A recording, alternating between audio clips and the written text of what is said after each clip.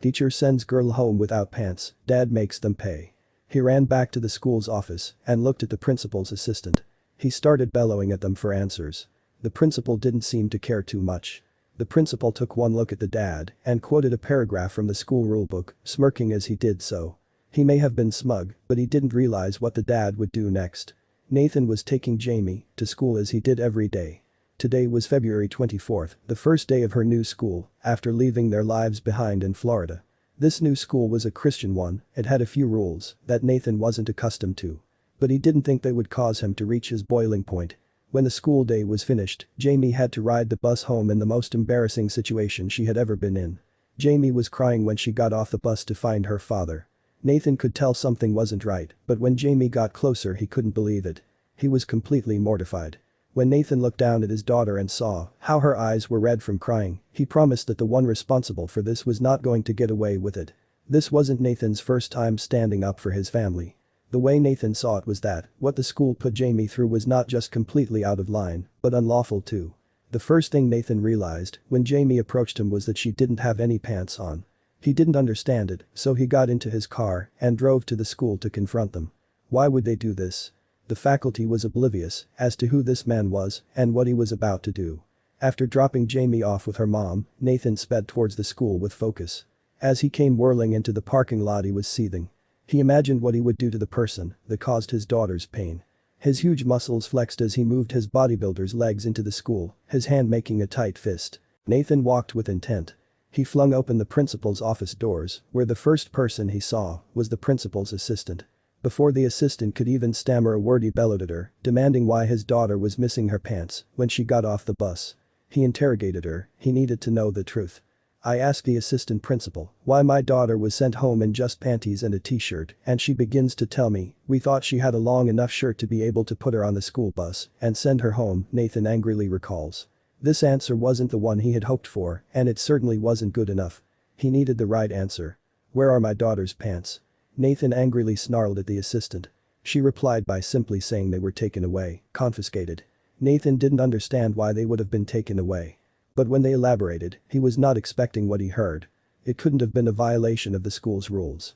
The pants were long enough for sure. The school told him the reason for taking them and making her ride a bus home with only panties and a shirt. He wasn't happy.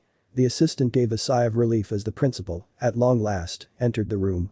Nathan turned his attention from the assistant to the principal. He hoped that the principal would take responsibility and explain what was going on, but he was simply ignored. Instead, he simply sauntered over to his desk and pulled out a copy of the school's rules. With a look that said checkmate, the principal placed a copy of the contract Nathan had signed and the school rules on the desk. The paragraph that the principal pointed out to Nathan read, "Parents who enroll their children in our school know upfront that we ask the students to adhere to a lifestyle informed by our Christian beliefs." Nathan read the text and looked at the principal, dumbfounded. How did this apply to Jamie's pants? That's when they pulled out the offending pair of pants. The principal handed him the pants, which had a colorful rainbow print on it saying, "This is why." Nathan didn't understand at all and shouted, "What am I looking at?" Jamie loved rainbows, this much Nathan knew. He still didn't see the problem. Then the principal said it plainly, and Nathan couldn't believe his ears. "We do not endorse LGBTQ pride," the principal stated. Nathan was gobsmacked. He didn't understand. Did the school really think that making her wear no pants was better than a rainbow print? It's no secret that the rainbow is frequently associated with the LGBTQ community. Jamie wasn't part of the community at all. She was only 9 years old and Nathan didn't see that it mattered even if she was. He couldn't believe his ears. Nathan, who is a bodybuilder with a YouTube following, used his fame to highlight the issue of intolerance, an issue he never expected to find in his daughter's school. Jamie's clothes had not been intended to represent the LGBTQ community and featured an innocent rainbow print that his daughter had liked. The school has been hurtled into the spotlight. According to Nathan, everything from the rule itself to the way the school dealt with the issue was just plain wrong. Aside from the blatant discrimination, Nathan was most furious about how sending his daughter home with no pants could have made her vulnerable to predators. He said that nothing had ever happened like this at her previous school. He hired a lawyer and intends to make the school pay for what they did.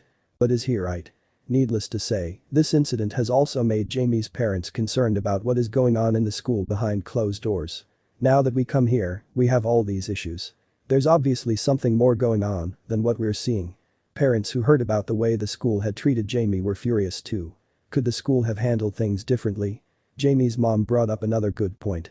Why didn't the school call either of the parents, rather than leave the girl to be embarrassed the entire day? There are 4 contacts on our daughter's emergency card. Pick up the phone and call us. We will come to fetch our child, she said, angrily. But what do other parents have to say? Concerned parents voiced their views on the matter. One comment read, "They did what? This is unacceptable, someone better be punished if not sued. This isn't something that's just going to go away, this child will be haunted her whole entire life. They should have called the parents to come and get her."